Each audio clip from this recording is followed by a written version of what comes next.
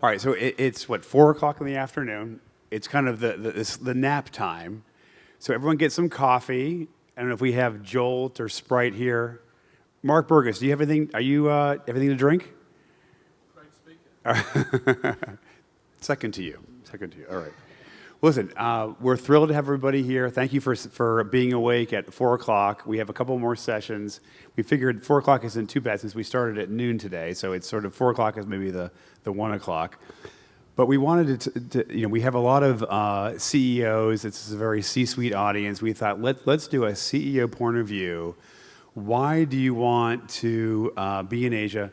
How do you grow a business in Asia? How do you mature and develop in the market right now, which is an interesting mix of great opportunity with the growth from China, from the rest of APAC, but also the headwinds from geopolitical challenges and whatnot. And we thought, let's find somebody who is really talented, who knows how to advise companies, who's had some experience advising companies, and to give some great advice on if you want to have some best practices in growing in Asia, what do you need to do? So I thought there's no better person than Kenny Lam. So Kenny, thank you so much for joining us. And for those of you who don't know Kenny has an amazing background. Worked at McKinsey for 14 years, and I think you were the first or one of the youngest people promoted to partner. You said 14, not 40, right? I just want to make sure.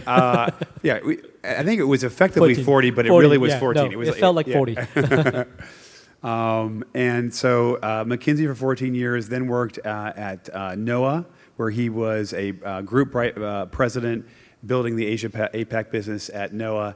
And then he came to Two Sigma, I think, 4.5 years ago, working for David Siegel and team. And so we thought, given that he's actually consulted to businesses at McKinsey on how to develop an Asia-Pac business and then run a business at NOAA, you're very well qualified to talk about how to build and grow a business in Asia-Pac. So can we start off and tell us a little bit about Two Sigma and why they chose Asia and why they chose Hong Kong as their first of 3 locations to be in Asia? Great. Well, Jim, thanks for that. And I'm in the food coma slot, so I want to make sure that we make it interesting. So thank you for the background. Two Sigma currently is one of the largest quantitative hedge funds. The way we look at Asia is actually it's one of our core franchises. Asia is interesting for probably 2-3 reasons. One is it's a market where we see a strong base of talent. We hire a lot from math, stat, engineering grads. You can imagine Asia to be a fertile ground, really rich ground for that talent.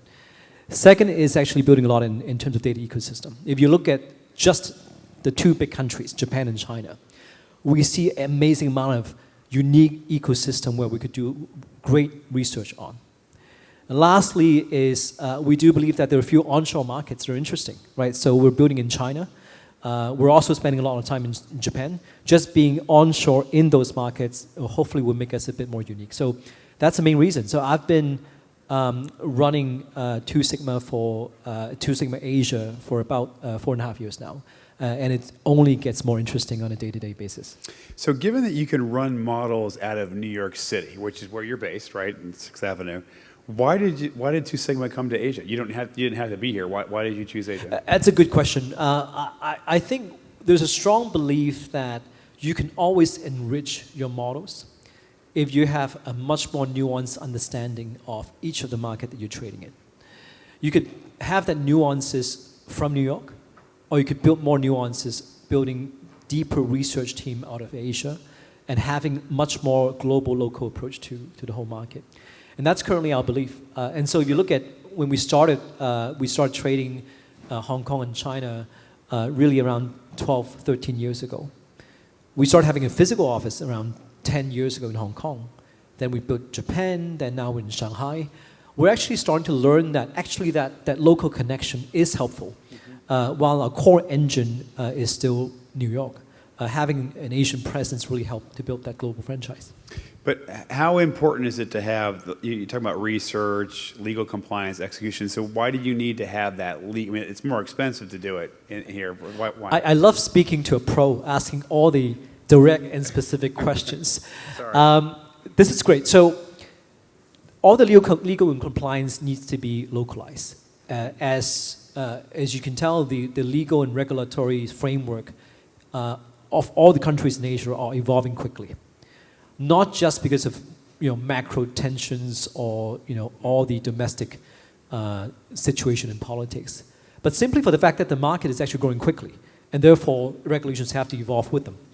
And so building a domestic presence actually is helpful in that regard, right? And so that's why if you look at when we in China or in Hong Kong and in Asia, we do have a local legal and compliance team to help actually with the way we understand this market, right? So that's how we're building it. That's great. Yeah. And how involved are you with sort of local government leadership and activities, kind of really getting immersed with the community, the government community? Okay, born and raised in Hong Kong. I speak Cantonese. I speak broken Mandarin, as Zhen would attest to. My Mandarin is a bit broken.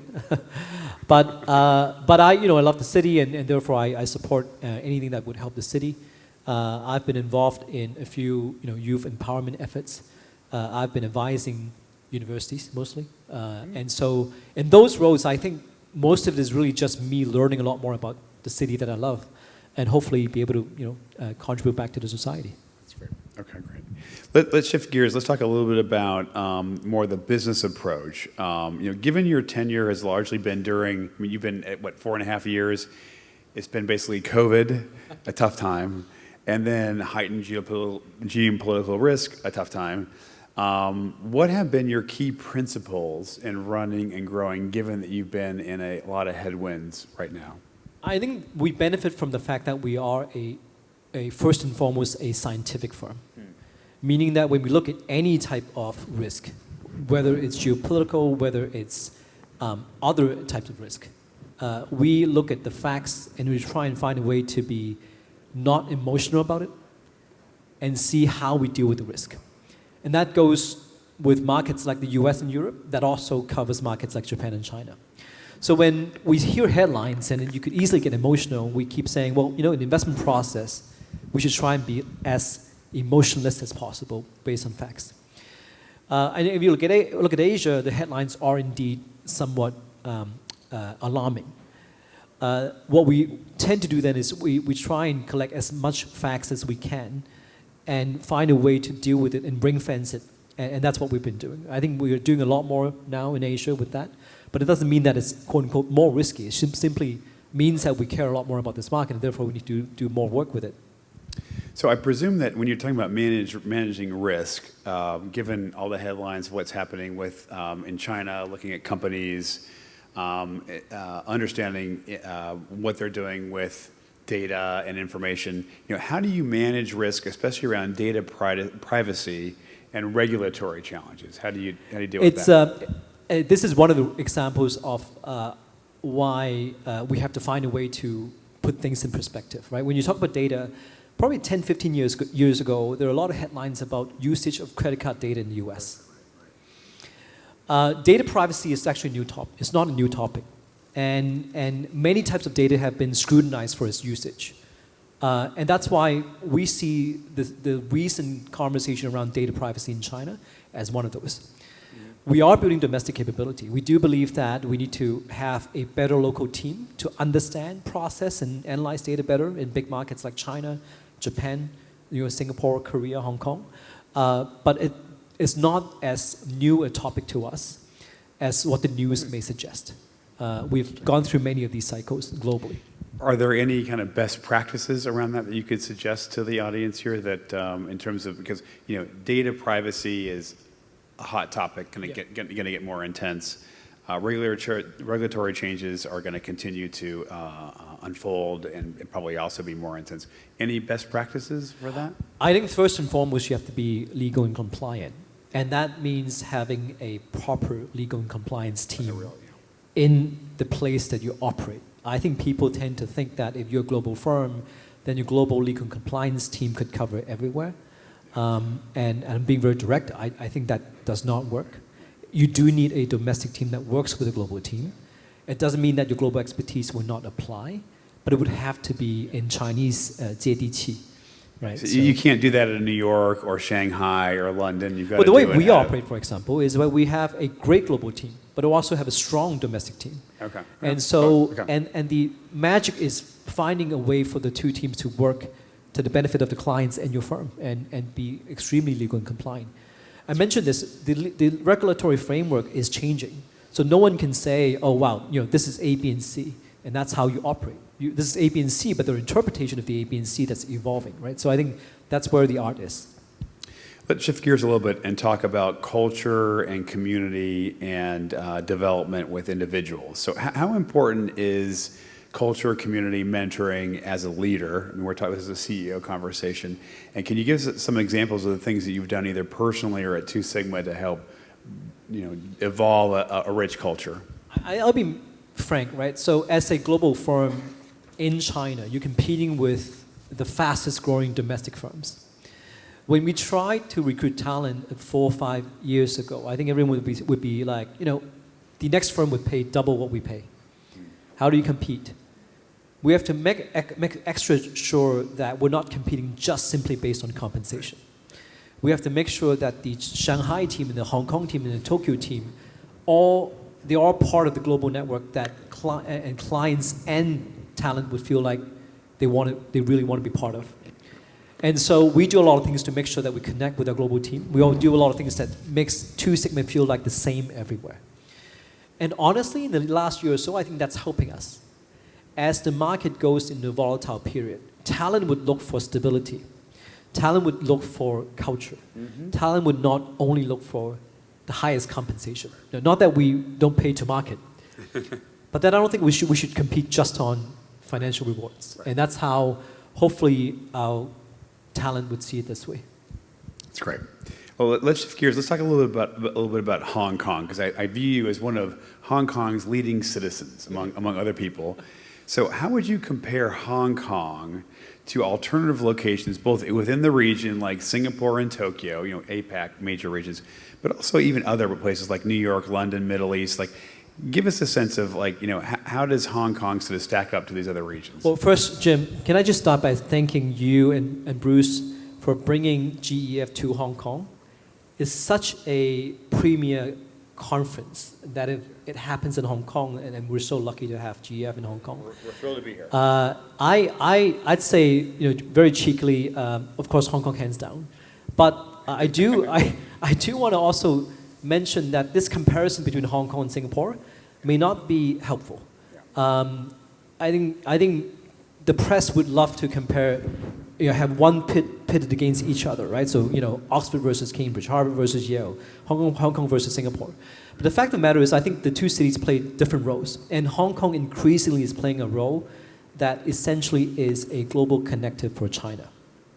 And I think Singapore plays a unique role, which is a really long-term stable place for wealth.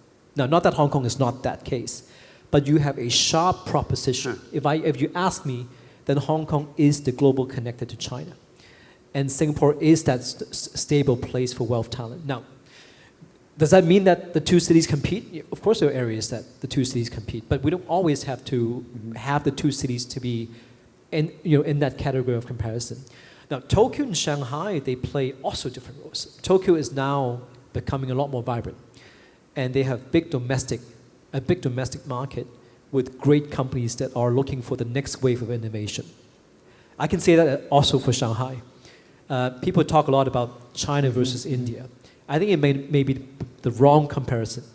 If you look at China, you've got 400-500 million middle class, all still very hungry for the next innovation. Mm-hmm.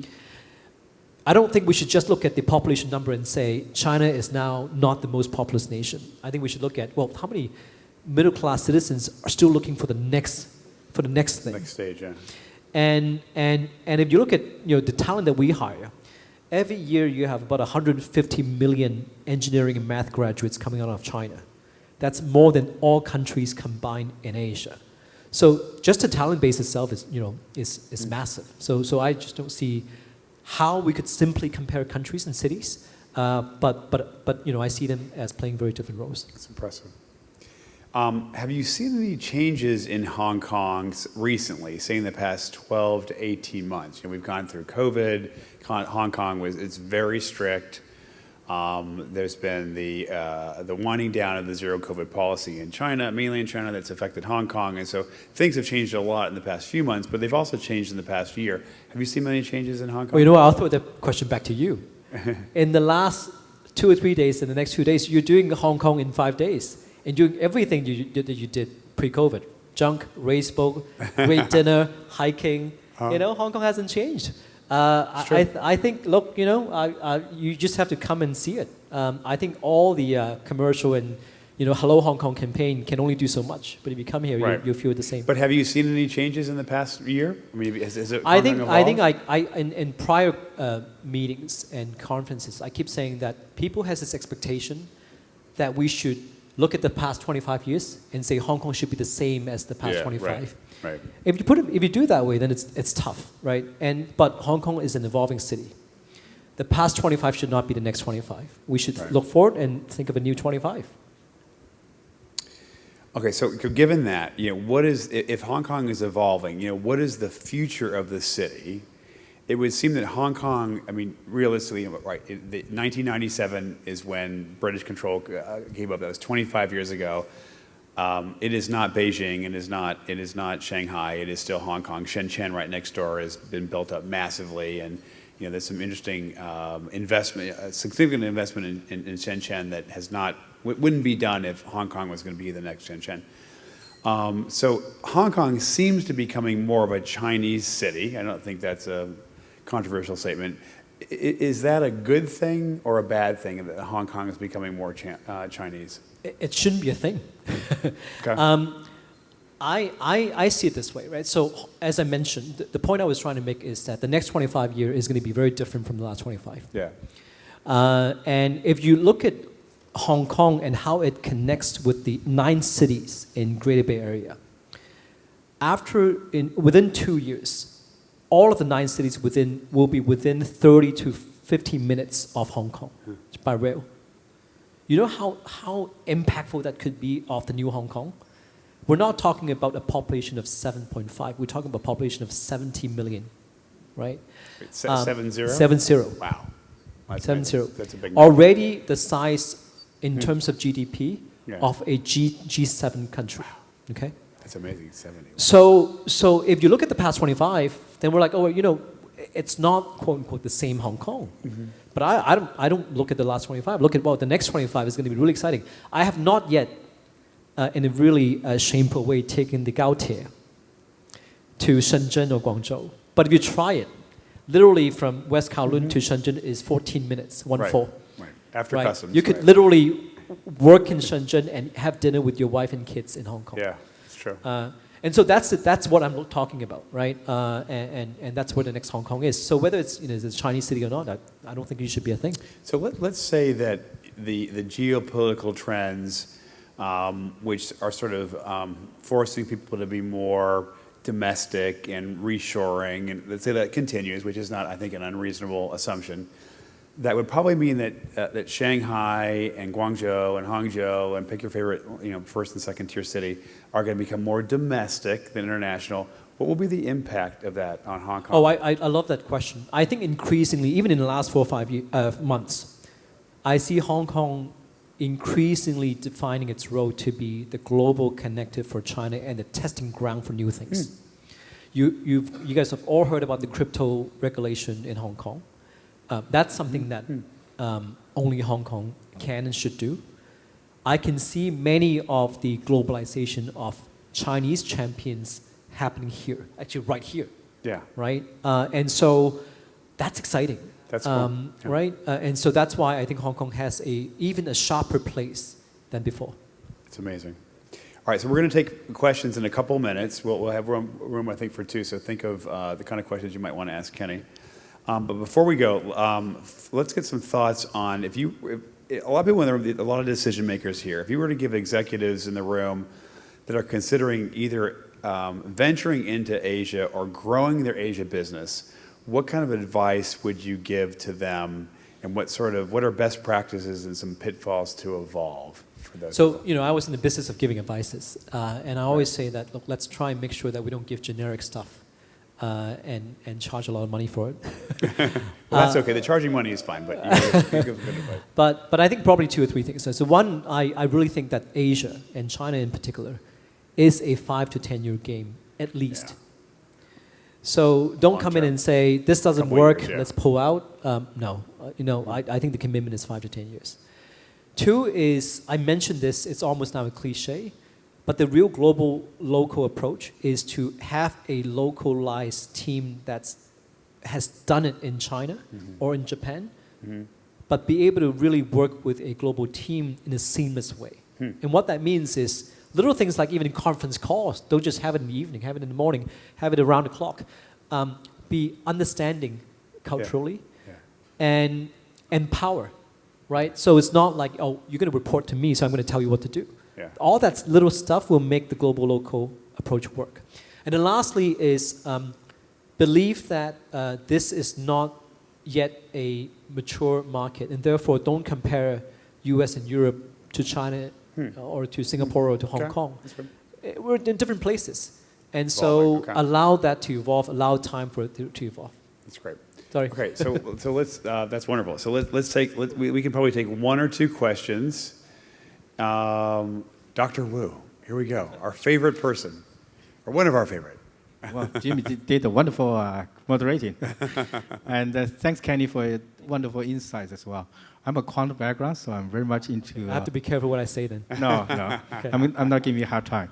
But I just, Two Sigma is the pioneer and leader for using alternative data and for investment. And Jim just alluded that given the data compliance issues, it may be a challenge. So I just wonder, how do you deal with that without going to business secrets? How do you deal with alternative data usage, which is very useful for investment and quant? On the other hand, there's a regulatory change. And also, how do you see the alternative data in APAC compared to North American market? And the second question follow-up is, your firm is 2 Sigma. How do you catch 3 Sigma events? Good job. That's a great question. Wow, okay, all right. Was that planted? No. That was so good. We talked about, we were on the boat yesterday, but we didn't talk about that one. So we are very conservative with the way we use data, very, to a point where it may slow us down a lot in terms of research, especially I wouldn't even classify this market as being, risky or somehow things are changing. I'm just simply saying that this is a fast-changing market. So there's a lot of things that we don't know, and therefore, why don't we learn before we do? So in a market like Japan, Southeast Asia, and China, we're really careful, and we're first and foremost increasing our capability in legal and compliance first before we do anything. So to be really specific, in Asia, our research tends to be still much more reliant on traditional type approaches, and putting a lot of more effort into learning about new things. And that's the stage we're in. In terms of unique events, 3 Sigma, I would say that we're now learning that the world is actually entering a period where there are black, gray, all shades of color swans, and therefore we need to understand a lot more different types of research. And China and Japan are unique places to learn that. And so that's why, back to your question, Jim, building a domestic research team helps our global approaches. Because before we thought, well, you know what, the world is quite assimilated as a globalized world, so it's okay.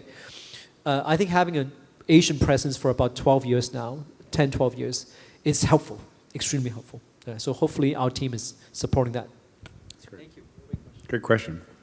I have room for one more. Anyone else want to inquire about some best practices around growing an Asian business or expanding? Bruce. Bruce, okay. This is not a plant, by the way. Bruce and I did not discuss this. So Bruce, don't ask too hard a question to Kenny here. Come on. So the question to Kenny and to Sigma is about your own brand identity here in Asia. Do you see, is your office primarily here as a research team, trying to find investment opportunities? Have you had success? You know, you're very well known in the United States. You're very well known in hedge fund circles in the U.S. and probably in Europe as well, right? Everybody knows Two Sigma. How about here? How about here in Asia? Luckily, when I started 2019, and Zhen, one of the leading journalists here, would attest to it, we started with an approach that we want to make sure we are localized. So we applied for a license in China. We built a sizable team in Shanghai. Part of the effort to really execute on what we just said, global, local. So I think we're relatively well known in China. We're now, if I may even rank this, probably within the top 5 of scale of all the global hedge funds in China. We are also expanding in Japan. So if you look at many of our peers, if you look at Japan, they would have client interface. But for Two Sigma in Asia, we have engineers, research, and in China, a full range of functions. Legal compliance, trading, execution. And so we're not doing this as a beachfront. We're doing this because we truly believe that having a substantial local presence means that we need to serve clients here, do research here, and execute things here. So yeah, no, thank you for that question. I think increasingly we're making this not just a connection. It's a domestic presence that supports a global brand. Okay, I think I see the zeros on the clock. I see Angel here. So thank you, everybody, for allowing us to have this conversation. Thank you, Kenny, for a wonderful discussion. That's great. Appreciate it. Thank you.